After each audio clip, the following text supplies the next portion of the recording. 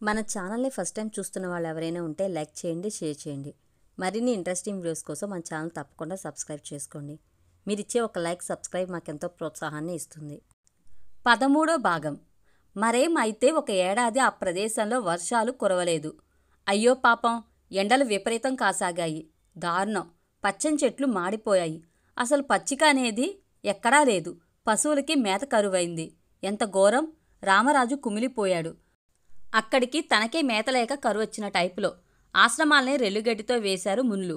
అయితే మేత కోసం తిరిగే పశువుల దృష్టి ఆశ్రమాల మీద పడింది. దొంగతనంగా తినడం ప్రారంభించాయి.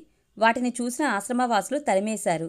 కరువొస్తే మాత్రం అలా రెల్లుగడ్డి మేస్తాయా అని అందుకునేవాడే కాని, పెళ్ళాముండగా నువ్వు పని మనిషిని భోంచేయగా లేంది అసలు గడ్డే లేని పశువులు రెల్లుగడ్డి మేస్తేనే అని ఎవరైనా అందుకుంటారేమోనని ఆగిపోయాడు. ఓ రోజు మునులంతా అడవికి వెళ్లారు, ఓ ఆశ్రమవాసిని కాపలాగా పెట్టి. అయితే మునులు వెళ్లడం చూసిన పశువులు ఆకలితో ఆశ్రమాలపై పడి రెల్లుగడ్డి తింటుంటే ఆశ్రమవాసి పట్టించుకోలేదు. నిర్లిప్తంగా కూర్చుని ధ్యానంలో మునిగిపోయాడు. మునులంతా తిరిగి వచ్చి షాక్ తిన్నారు. ఓ తాపసి కోపంతో ధ్యానం చేసుకుంటున్న ఆశ్రమవాసిని చూసి, ఓయి, పశువులన్నీ ఆశ్రమం పాడుచేస్తుంటే నీకు కనబడలేదా అని అరిచాడట. ధ్యానంలో మునిగిన ఆ తాపసికి జ్ఞానభంగం కలిగింది. ఆశ్రమం పాడైతేనే మరో ప్రాణికి ఆహారం దక్కింది కదా అన్నాడట. దాంతో ముళ్ళు మండిపడి, వాటి ఆహారం కోసం ఆలోచించడమే తప్ప నీ ఇంటిని రక్షించుకోవా అన్నాడట. రామరాజు క్యూరియస్గా చూస్తున్నాడు. నీ ఇల్లు అంటున్నారు, నా ఇల్లెక్కడ అన్నాడట ఆ తపస్వి. ఆ ఇల్లు నాదైతే ఈ ప్రపంచం ఎవరిది? మీ ప్రపంచం ఎవరిదో అయితే ఆ ఇల్లు నాదెలా అవుతుంది? అసలు నాది అన్నది ఏది? ఈ శరీరం కూడా నాది కాదే. అటువంటిది ఇల్లు నాది అని ఎలా అనగలుగుతున్నారు? నాది అన్నది అవివేకం అంటూ జవాబిచ్చాడు. ఇంతకీ అంత నిక్షిప్తంగా, మమకారరహితంగా జవాబు చెప్పిన ఆ తపస్వి ఎవరో తెలుసా? హఠాత్తుగా అక్కడ నిశ్శబ్దం చోటు చేసుకుంది. దేవుడు, జీవహింస, ప్రాణహింస కూడదన్న మహావీర జైనుడు అంటూ కంక్లూడ్ చేశాడు సోమయాజులు. ఇంచుమించు గావుకేక పెట్టినంత పనిచేశాడు రామరాజు. కథ చివర్లో సోమయాజులు గారు అన్నదేమిటో అర్థం కాకపోయినా, అసలు ఆ కథ తనకి అన్వయించతగ్గది అవునో కాదో తెలియకపోయినా, ఈ శరీరమే నాది కాదు, ఈ ఇల్లు నాదెలా అవుతుందన్న వాక్యం బాగా స్ఫూర్తినిచ్చింది. చేసిన తప్పుని ఫిలాసఫికల్గా కప్పిపుచ్చుకోవడానికి ఈ మాత్రం చాలనే ఆలోచనతో, ఆహాహా, సోమయాజులు గారు గొప్ప సత్యాన్ని తెలియజెప్పారు అన్నాడు. వెంటనే తనకి అన్వయించుకుంటూ, అసలు శరీరమే నాది కాదనుకుంటే ఇక దానికి పాపం ఏమంటుకుంటుందండి అని కూడా అనేశాడు. కథంతా విన్న యోగేంద్ర రామరాజు కన్నా సోమయాజుల గురించే బాధపడ్డాడు. ఓ పవిత్రమైన భావాన్ని వ్యక్తం చేసి జైనుడి కథని హేయమైన ఆలోచనలకి అన్వయించి మాట్లాడుతున్నాడు. కారణం మందు. మందు కోసం దేనికైనా దిగజారగల రామరాజు పట్టించే మందు కోసం మేధావిలా అనిపించే సోమయాజులు కూడా వయసు మరిచిపోయి రామరాజు లాంటి వ్యక్తుల పతనాన్ని సమర్థిస్తున్నాడు. సాయంకాలం దాకా యోగి మనసులో ఇలాంటి ఆలోచనలే. అసలు ప్రతి మనిషి పతనాన్ని ఇంత అందంగా సమర్థించుకోవడానికి ప్రయత్నిస్తారే? పతనంలో అంత ఆనందం ఉందా? లేక పతనాన్ని సమర్థించుకోవడం అంత ఉల్లాసంగా అనిపిస్తుందా? ఒక్క రామరాజు, సుధాకర్లే కాదు, కరప్షన్కి సిద్ధపడేవాళ్ళు, అబద్ధాల మధ్య బ్రతికేవాళ్ళు, పక్కనున్న వాడిని దోచుకోవాలనుకునేవాళ్ళు, పోలీసులు, పొలిటీషియన్స్ ఒకరేమిటి అంటూ తన నిజస్వరూపాన్ని వ్యక్తం చేయకుండా జాగ్రత్త పడటమో లేక పట్టుబడితే సమర్థించుకోవడమో చేసి తప్పులకి కొత్త నిర్వచనాలు చెబుతారు. వీళ్ళకన్నా తను చాలా ఉత్తముడు కదూ. కాకపోతే ఇందాక రవలి గురించి సుధాకర్ అలా కామెంట్ చేసినప్పుడు క్షణం పాటైన రవలి అందం గురించి ఆలోచించేవాడు కదా. మ్యాగీకి ఆ రోజంతా జనరల్ మేనేజర్తో మీటింగ్ ఉండకపోతే ఈ దుగ్ధన ఆమె దగ్గరే వెళ్ళగక్కేవాడు యోగి. కానీ మ్యాగీ సాయంకాలం దాకా కనిపించలేదు. ఇంటికి వెళ్ళాడు యోగి. ఆఫీస్ కాగానే రవలి, నవీన క్యారమ్స్ ఆడుతున్నారు సీరియస్గా. క్షణంపాటు రవల్ని చూసి తల తిప్పుకున్నాడు. ఎక్కువసేపు చూడటం సభ్యత అనిపించుకోకో లేక సుధాకర్ కామెంటు గుర్తుకొచ్చో యోగేంద్రం చూడగానే రవలి లేచిపోయింది బిడియంగా. ఎంతకాలం ఇలా సిగ్గుపడతావు? పర్వాలేదు, కూర్చో అంది నవీన రవల్ని చూస్తూ. ఆయనకి కాఫీ తెస్తాను అంది రవలి వంటగది వైపు వేగంగా వెళ్తూ. చూసారా, మొత్తం నా బాధ్యతల్ని అదే తీసుకుంటుంది అంది నవీన అల్లరిగా. ఆ వాక్యంలో ఏదో అపశృతి ధ్వనించింది యోగేంద్రకి. ఇంతకు పూర్వం ఆఫీస్ నుంచి రాగానే తన గురించి కేవలం నవీనాయే పట్టించుకునేది. ఇప్పుడు రవలి ఉంది. తనే విపరీతంగా అటెన్షన్ పే చేస్తుంది. ఎందుకో నచ్చలేదు. కనీసం నచ్చలేదని అనుకోవటం సంతృప్తిగా ఉంది. ఆ సాయంకాలం మొదలుకుని రాత్రి పడుకునేదాకా అవకాశం దొరికితే ఆఫీసులో సైదుల ప్రవర్తన ఎలా ఉందని తెలుసుకోవడానికి ప్రయత్నం చేశాడు యోగి. కానీ అవకాశం చిక్కలేదు. మరుసటి రోజు ఉదయం తన స్కూటర్ మీద తీసుకువెళ్ళేటప్పుడు అడగాలనుకున్నాడు. కానీ నవీన అవకాశం ఇవ్వలేదు. తను ఉపాధ్యాయ గారి దగ్గరికి ఉదయమే వెళ్లాల్సి ఉందని చెప్పి తనతో పాటు ఆటోలో వెళ్ళిపోయింది. ఆఫీస్కి రాగానే సుధాకర్ అన్నాడు యోగితో, మొత్తం ఏర్పాట్లు చేశాను యోగి, ఇక ఆ సైదులు దిగులుండదు మీ రవలికి అంటూ సుధాకర్ అనడంలో దురుద్దేశమేమీ లేదు. క్యాజువల్గానే అన్నాడు.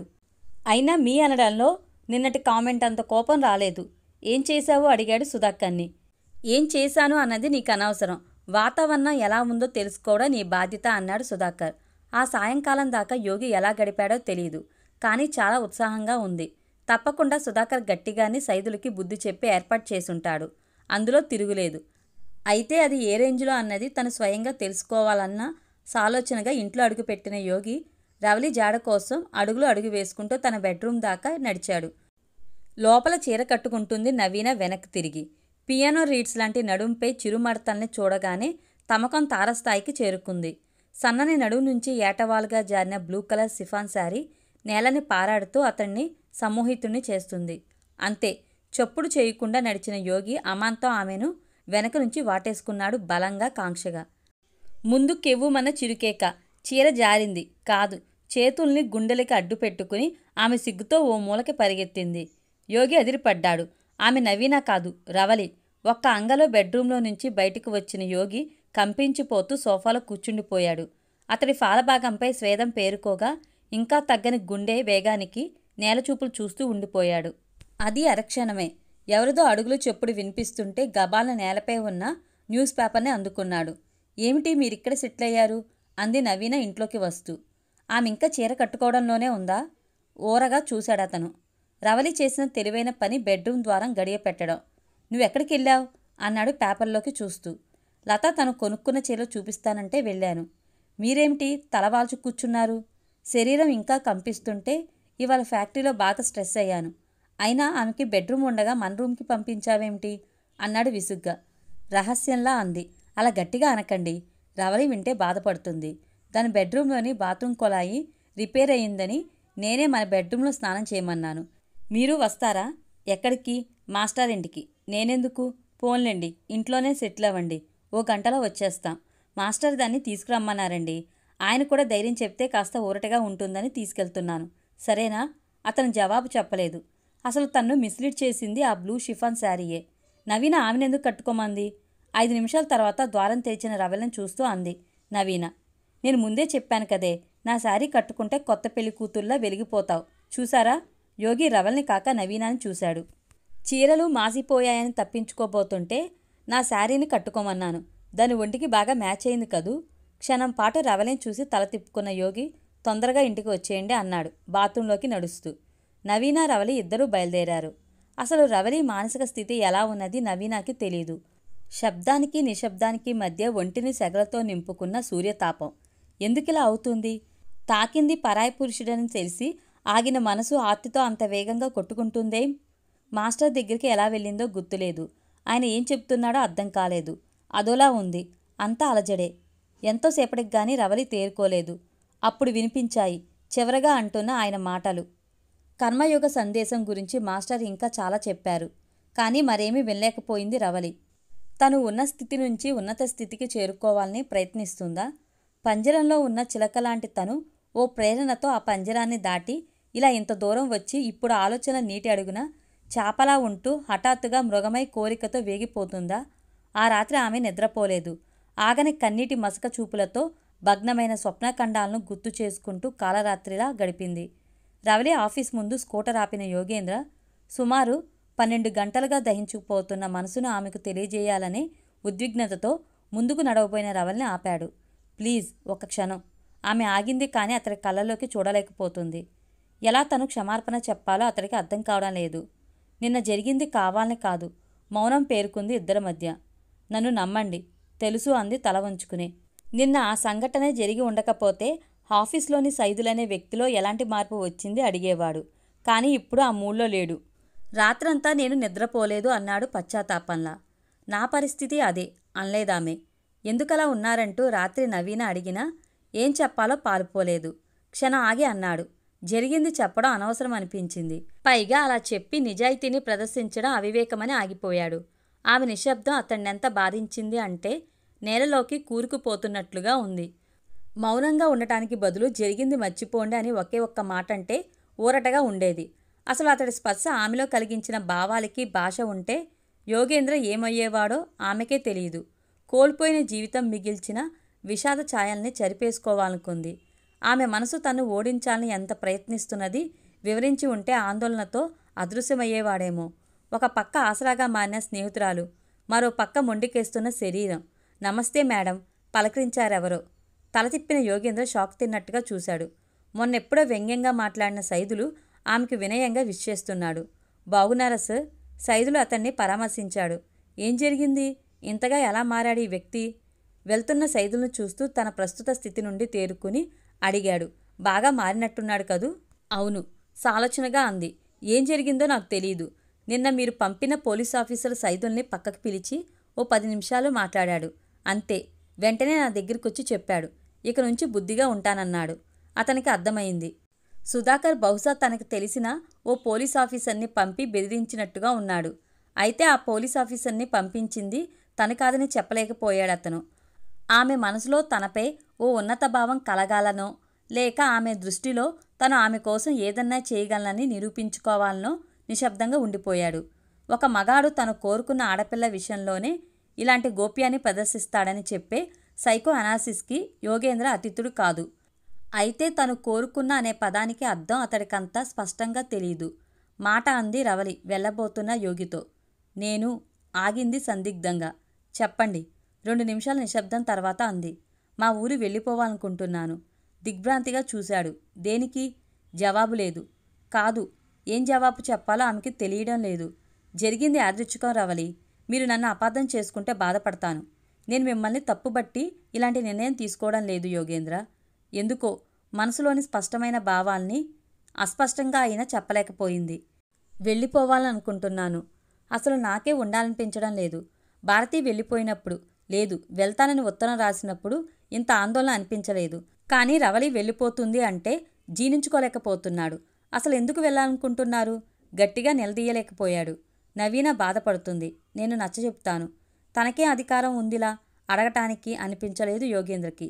వెళ్ళి ఏం చేయాలనుకుంటున్నారు? ఆమె వెంటనే జవాబు చెప్పలేదు. మానసికమైన నిస్త్రాణ ఆమెను చుట్టుముడుతుంటే అంది. ఏ దేవుడు మార్చలేని జీవితాలు కొన్ని ఉంటాయి యోగేంద్ర. నేను అలాంటి నష్టజాతకురాల్ని. మా పిన్ని అంటుండేది అప్పుడప్పుడు, నేను ఎక్కడ కాలు పెడితే అక్కడ అరిష్టం చోటు చేసుకుంటుంది అని. అది నిజమే అనిపిస్తుంది. ఇప్పుడిప్పుడు వెళ్ళి ఏం చేసేది నాకు తెలియదు కానీ నేను మాత్రం ఆత్మహత్య చేసుకోను. మీరందించిన స్ఫూర్తితో ఏదోలా బ్రతకడానికి ప్రయత్నిస్తాను. అంతకు మించి నేనేమీ చెప్పలేను. అతను హతాశుడే నిలబడిపోయాడు వెళ్ళిపోతున్న రవలిని చూస్తూ. ఎందుకు తనింతగా తాపత్రయపడుతున్నాడు? అసలు ఆమె తనకేమి అవుతుంది? నెల రోజులైనా పూర్తిగాని పరిచయంలో రవలి గురించి ఎందుకింతగా ఆలోచిస్తున్నాడు? మెలకువకి నిద్రకి మధ్య సరిహద్దు రేఖలా కనిపించే రవలి ఒక చిన్న స్పర్శతో ఇంతటి అలజడికి కారణమవుతుందో, లేక సమూహంలో నిలబడి ఒంటరితనంలో బ్రతుకుతున్న తన నైతిక విలువల సంఖ్యలను ఛేదించి ఆలోచనల్ని మెలికలు తిరిగిన కొండదారిగా మార్చి వెళ్ళిపోతానంటే బాధగా అనిపిస్తుందో అతడికే తెలీదు. ఆఫీస్కి వెళ్ళిపోయాడు ఆలోచిస్తూనే. బహుశా సాయంకాలానికల్లా రవలి తన నిర్ణయాన్ని నవీనకి చెప్తుంది. నవీన ఎందుకే అని నిలదీస్తుందే తప్ప మొండికేస్తే ఎలా అడ్డుపడుతుంది? సాయంకాలం దాకా ఆఫీసులో ఉండటం చాలా కష్టమనిపించింది అతడికి. కొన్ని సంఘటనలు మనిషిని వెర్రెక్కిస్తే మరికొన్ని బాధాకరమైన జీవితపు మలుపులు ఆర్తితో సైతం అనువంత ఓదార్పుని అందిస్తాయి. అలాంటిదే అదే రోజు యాదృచ్ఛికంగా జరిగింది. ఉపాధ్యాయ మాస్టర్ దగ్గరికి వెళ్ళి వస్తున్న నవీన ఆటోని ఓ లారీ ఢీకొనడంతో నవీనకి హెడ్ ఇంజురీ అయ్యింది. ఎవరో హాస్పిటల్లో చేర్చాక యోగేంద్రకి ఫోన్ చేశారు. సుధాకర్తో పాటు యోగేంద్ర అపోలోకి వెళ్ళాడు. ప్రాణాపాయం లేదు, కానీ ఓ 10 రోజులు హాస్పిటల్లో ఉండాలి. ముందు రోజు స్పృహలో లేని నవీన మరుసటి రోజు యోగేంద్రతో మాట్లాడింది. ఐసీయూలో పసిపిల్లాళ్ల పక్కన కూర్చున్న అతన్ని చూస్తూ మృదువుగా తల నిమిరింది నవీన. చచ్చిపోయానని భయపడ్డారా? అతడి కళ్ళల్లో అస్పష్టంగా కనిపించిన తడి ఆమెను ఎంత కలవరపరిచింది అంటే, చచ నాకేమీ కాదని చెప్తున్నాగా అంది బాధను దిగమింగుకుంటూ. సమీపంలో నిలబడ్డ రవలితో, మా వారి జాగ్రత్త రవలి, అంతా ఎల్కేజీ పిల్లాడి టైపు. నేను వచ్చేదాకా తిండి తిప్పలు చూస్తుండు. ఎప్పుడైనా మారం చేస్తే నా చెవిన వెయ్యి అంది జోవియల్గా. రవలి జవాబు చెప్పలేదు. ఏ రోజైతే నవీనాకి చెప్పి తను వెళ్ళిపోవాలని నిశ్చయించుకుందో నవీనాకి ఆ రోజే యాక్సిడెంట్ అయింది. ప్రమాదం జరగగానే తల్లికి ఫోన్ చేశాడు అతను. ఆమె అప్పటి 2 రోజుల క్రితమే టూరిస్టు బస్సులో తీర్థయాత్రలకి బయలుదేరి వెళ్ళిందని తెలిసింది. పోనీ మిలిటరీలో ఉన్న నవీన అన్నయ్యని పిలిపిద్దామనుకున్నాడు. తర్వాత నవీనయ్య అభ్యంతరం చెప్పింది. ఓ మామూలు యాక్సిడెంట్కి అంత పెద్ద సీన్ క్రియేట్ చేయడం అవసరమా? మహా అయితే 15 రోజులు. ఆ తర్వాత ఇంటికొచ్చేస్తాగా. నేను సురక్షితంగా బయటకొచ్చిన సందర్భంగా రవలితో పాటు తీర్థయాత్రలకి బయలుదేరి అందరినీ కలిసొద్దాం. మొదటి 3 రోజులు అతను ఆఫీస్కి వెళ్లేదు. రవలి కూడా. రాత్రివేళ రవలి నవీనాకి తోడుగా ఉండాలనుకుంది. కానీ ఐసీయూలో ఉన్న పేషెంట్ దగ్గర ఎవరూ ఉండకూడదన్న హాస్పిటల్ రూల్స్ రవలికి అలాంటి అవకాశం ఇవ్వలేదు. ఇప్పుడు ఇంటి దగ్గర రాత్రివేళ ఉంటున్నది రవలితో పాటు యోగేంద్ర. పూర్తి వీడియో కోసం మన ఛానల్ తప్పకుండా సబ్స్క్రైబ్ చేసుకోండి. Thank you.